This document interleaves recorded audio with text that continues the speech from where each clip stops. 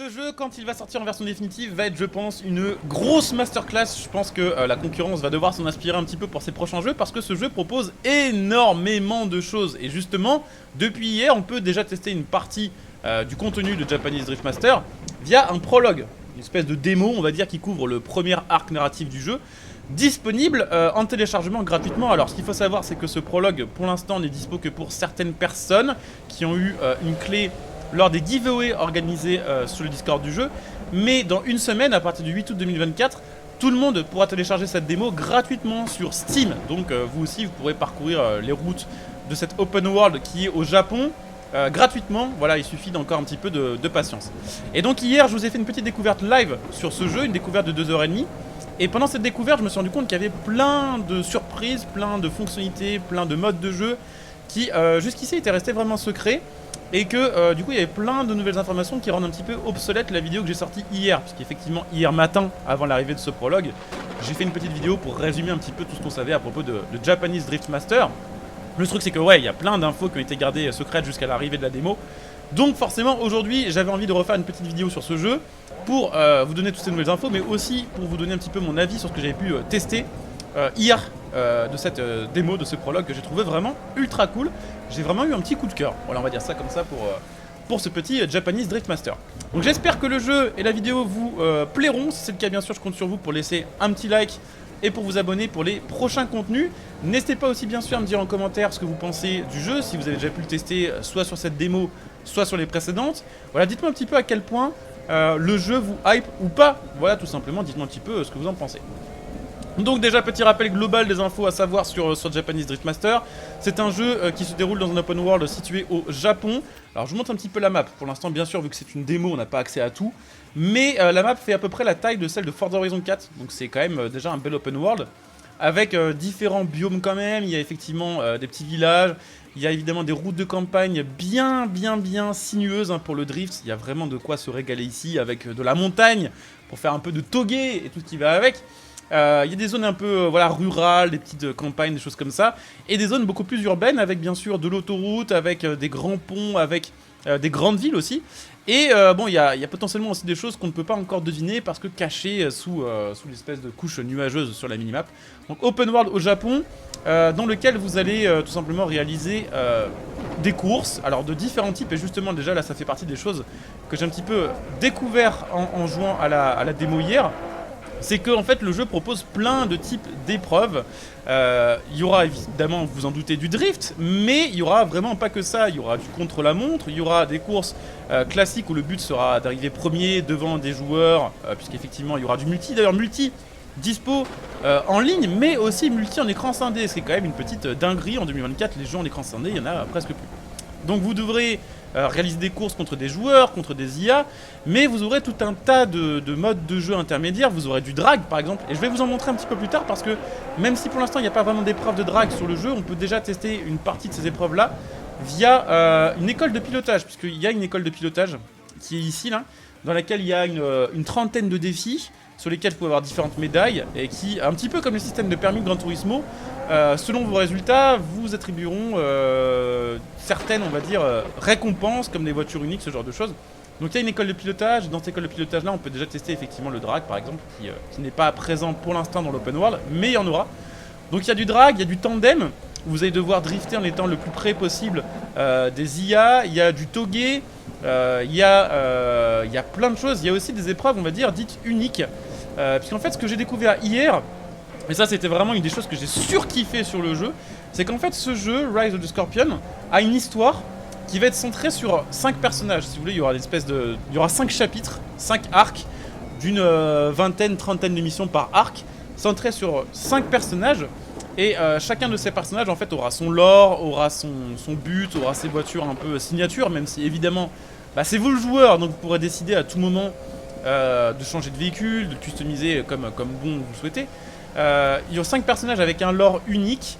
Et en fait, au sein de ce lore et au sein de ces histoires, vous allez rencontrer d'autres adversaires, vous allez avoir des défis uniques à compléter pour pouvoir faire avancer l'histoire de votre personnage.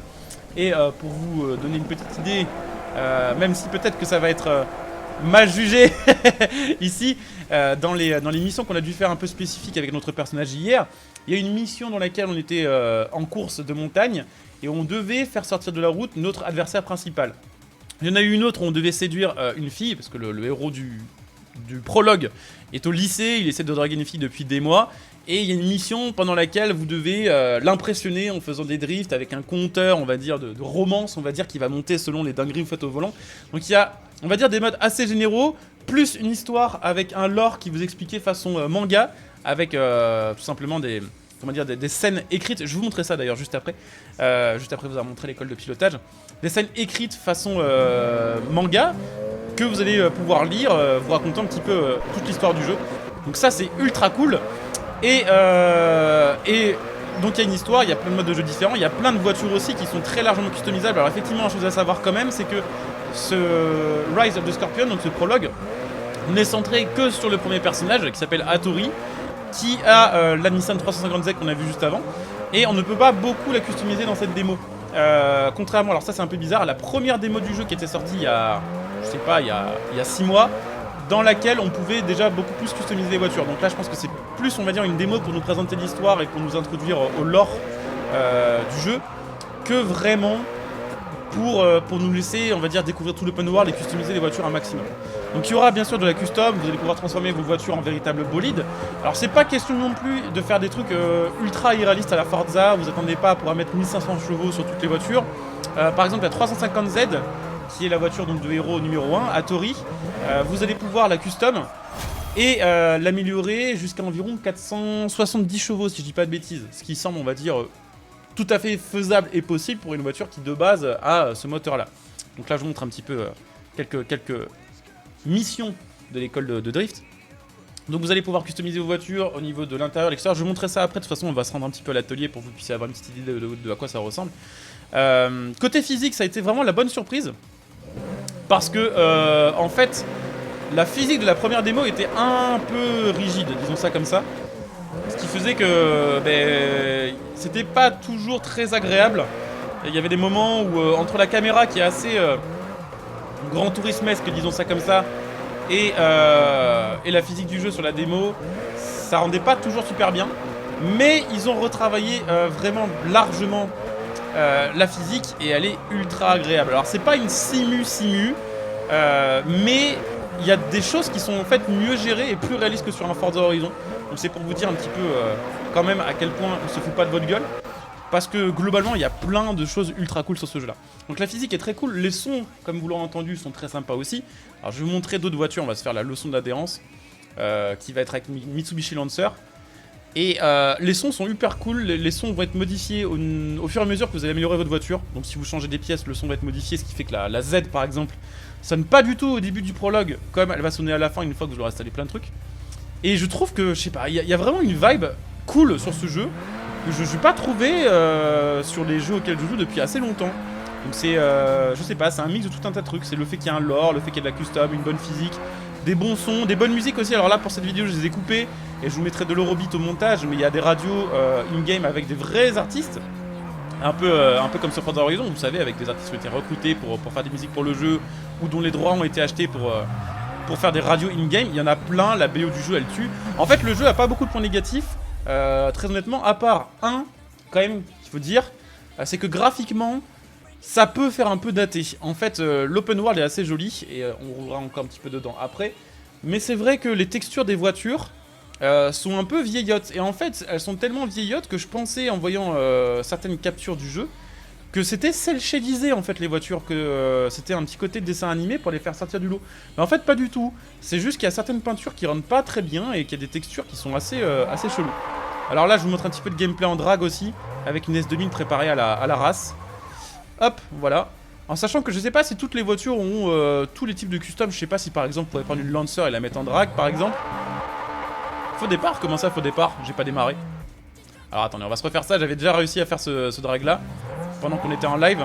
Ah ouais, c'est pour ça. Voilà. Donc là vous avez un petit mode drag qui là est dispo en école de pilotage uniquement, mais il y aura des courses de drag sur le jeu final où vous affronterez les IA. Du drag à la Need for Speed un peu. Et ça c'est cool je trouve. Donc beaucoup de points positifs sur ce jeu là. Je vais vous montrer un petit peu plus l'open world. Je vais vous montrer effectivement tout le magasin de customisation et d'amélioration de voitures. Alors on va se rendre à l'atelier de customisation. D'ailleurs en parlant de customisation, vous le remarquerez probablement, mais Nissan Z a un petit problème au niveau de largeur de voie. Je sais pas si c'est un bug ou si c'est juste que j'ai pas trouvé les bonnes pièces pour ajouter des cales pour augmenter la largeur de voie. Et du coup c'est vrai qu'il y a une espèce de grosse différence quand même entre l'endroit où se terminent les roues de ma voiture et l'endroit où se termine le kit Veilside de ma Nissan 350Z. Mais de toute façon on va se rendre à l'atelier de customisation. Je vais vous montrer un petit peu à quoi ça ressemble. On va aussi du coup reparcourir un petit peu cet open world là. Et justement cet open world là j'ai trouvé ultra cool parce que bon, déjà le Japon forcément presque obligé de kiffer. Mais surtout il y a énormément d'endroits dans lesquels vous allez pouvoir rentrer en bagnole. Il y a plein de tunnels, plein de petits parkings, plein de magasins auxquels vous pourrez accéder en bagnole. Et du coup en fait le jeu vous propose une liste d'endroits pour faire des rassos assez colossal, hein. Il y a des magasins partout, donc il y a des parkings partout pour vous rejoindre avec vos potes, pour partir en mode Carmit, ou simplement pour conduire un petit peu RP, c'est ultra cool. Et je trouve qu'en fait la map est suffisamment décorée et suffisamment détaillée pour qu'on ait une petite impression de vie, même si en soi il n'y a pas tant de trafic sur les routes et il n'y a pas tant non plus, disons, de civils. Il y en a quelques-uns à certains endroits, des petits piétons là qui sont en train de faire des petites activités. Mais je sais pas, je trouve que la map elle fait tellement remplie qu'on n'a pas du tout l'impression de faire vide en fait. Alors je vais montrer l'atelier de tuning, je pense qu'il y aura plusieurs ateliers sur la map de toute façon pour améliorer les voitures. Je pense que ça en gros c'est l'atelier numéro 1 du premier perso qui va nous permettre de faire certaines choses. Comme par exemple, là je vous montre un petit peu la liste des pièces. Mais vous pouvez changer donc l'électronique, vous pouvez changer l'admission, l'échappement, les internes du bloc. Ça c'est un peu bizarre dit comme ça. Le boost, donc ça c'est le turbo. Vous avez aussi tout ce que vous allez pouvoir gérer au niveau de suspension, ressort, les barres anti-roulis, les bras de suspension. Vous allez pouvoir aussi gérer, alors ça je l'ai mis au max, le kit pour modifier l'angle de braquage de votre voiture. Donc plus il va être élevé, plus vous allez être OP pour le drift.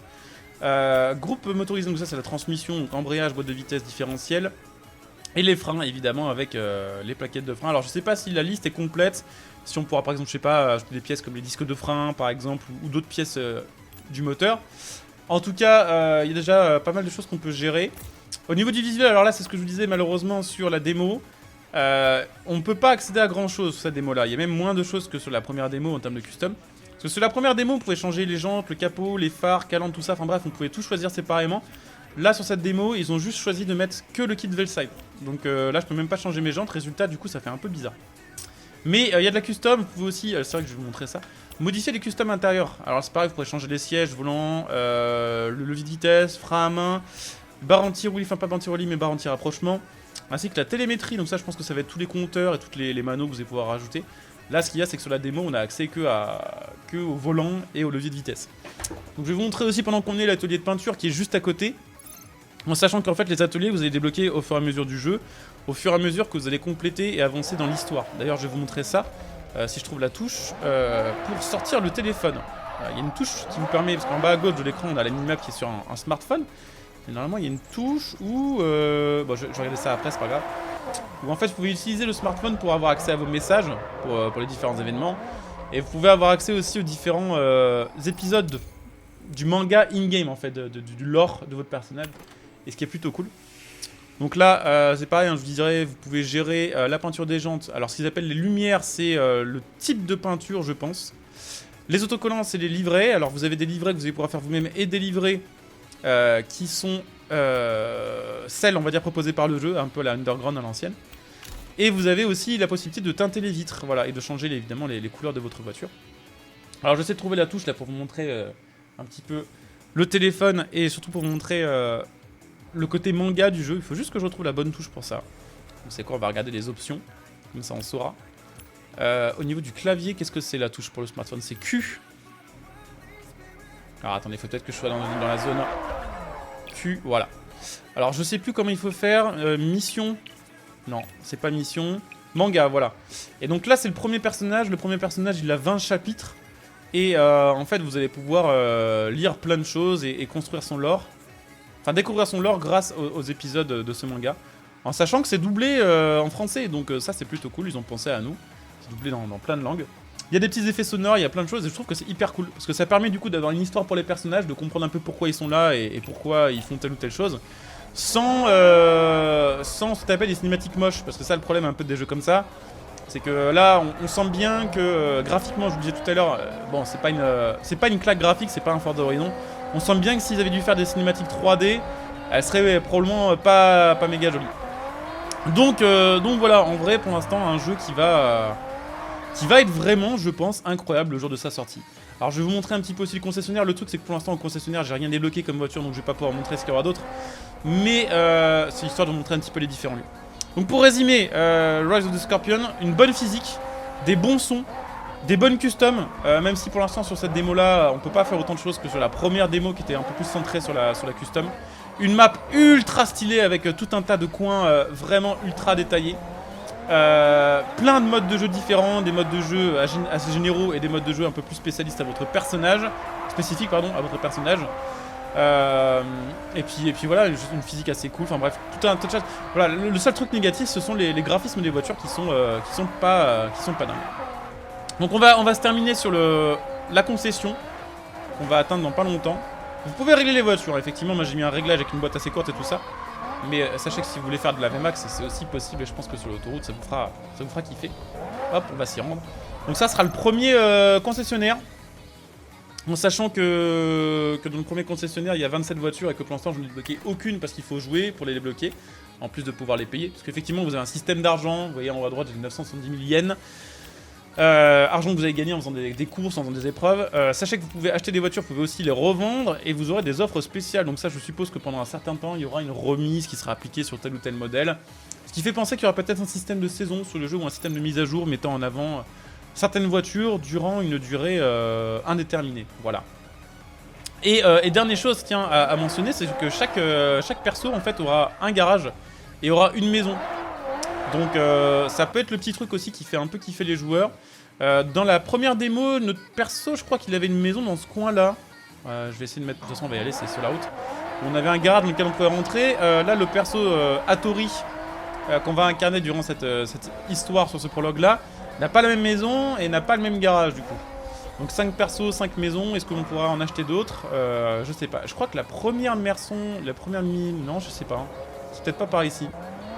Mais c'était une maison du genre quoi dans l'autre démo, donc c'était assez stylé. Donc voilà, bon je reprécise aussi pour info, ce jeu a un cycle jour-nuit, ce jeu a un cycle météo avec aussi bien du soleil, de la pluie avec différents niveaux de pluie, que de la neige dans les saisons enneigées. Donc en vrai, le jeu s'approche vraiment de la perfection. La seule chose, voilà après ça va être techniquement les graphismes qui effectivement sont pas méga modernes. Mais en dehors de ça, le jeu est une putain de masterclass. Et puis je vous remontre un petit peu la vue intérieure parce qu'il y a quand même un truc qui est cool. C'est que le jeu a des animations de volant complètes. Contrairement à du Forza, on ne peut pas le citer, ou à en fait quasiment tous les autres jeux à part peut-être The Crew Motorfest, où on n'a que 90 degrés d'animation de volant et où votre perso ne tourne presque pas les bras. Mince. Là vous avez, vous voyez, quand même un bon débattement, ce qui fait qu'au volant le jeu est vraiment plaisant à conduire en fait. Parce que vous pouvez bien sûr, je ne l'ai pas reprécisé, mais vous pourrez bien sûr jouer au volant. Donc voilà, je pense que j'ai fait un peu le tour des choses que j'avais à vous dire sur cette démo. J'ai vraiment kiffé et j'ai vraiment hâte de voir le jeu final parce que j'ai vraiment hâte de pouvoir explorer le reste de la map, j'ai vraiment hâte de pouvoir organiser des courses en multi, de pouvoir customiser mes voitures comme j'en ai envie, de pouvoir découvrir ne serait-ce que la car list complète et j'ai vraiment kiffé, voilà. Donc j'espère que vous aurez vous aussi kiffé la vidéo en tout cas. Si c'est le cas, bien sûr, pensez à soutenir la chaîne gratuitement. Vous pouvez pour ça, par exemple, venir me follow sur Twitch. Je fais assez souvent des live Twitch, par exemple, dans lesquels on découvre ce genre de pépites. Donc n'hésitez pas à venir me follow pour les prochains lives, à utiliser votre Twitch Prime si vous voulez donner un petit coup de pouce à la chaîne. Et puis, pourquoi pas aussi utiliser mon lien Instant Gaming qui vous permettra d'acheter vos jeux moins chers en donnant un petit coup de pouce à la chaîne. Alors c'est vrai, je le disais, pour l'instant, cette démo du jeu est entièrement gratuite. Mais le jeu final, Japanese Drift Master, sera payant. Et sur Instant Gaming, il y sera, il y est déjà d'ailleurs. On peut pas pour l'instant le précommander, mais on sait qu'il sera moins cher sur Instant Gaming, donc probablement vous pourrez faire 30-40% d'économie comme d'habitude avec Instant Gaming. Donc voilà, on va se terminer par quelques petits drifts sur les routes de montagne avec notre petite 350Z. J'espère en tout cas que le jeu vous donnera envie. Voilà, c'est à mon avis un projet qu'il faut soutenir parce que si déjà il marche bien, ils feront une version console. Et s'il marche bien, le jeu aura un long suivi. Et quand on voit ce qu'ils ont réussi à faire avec probablement un assez petit budget quand même, parce que c'est un petit studio qui s'occupe de ce jeu, On peut se dire que si ça marche et que s'ils ont de la thune, voilà, qui rentre grâce aux ventes du jeu ou grâce à des investisseurs qui verraient que le projet marche bien, on peut se dire que probablement le jeu va vraiment aller chercher des trucs de zinzin à nous rajouter en saison. Voire même peut-être créer un JDM2 un jour avec Unreal Engine 5 et avec d'autres technologies, quoi. Donc au top, moi personnellement j'ai vraiment kiffé et j'ai hâte de vous en montrer plus sur ce jeu. Donc voilà, merci à vous d'avoir suivi cette vidéo, on se retrouve très bientôt pour une nouvelle. Portez-vous bien, bon jeu à tous, ciao.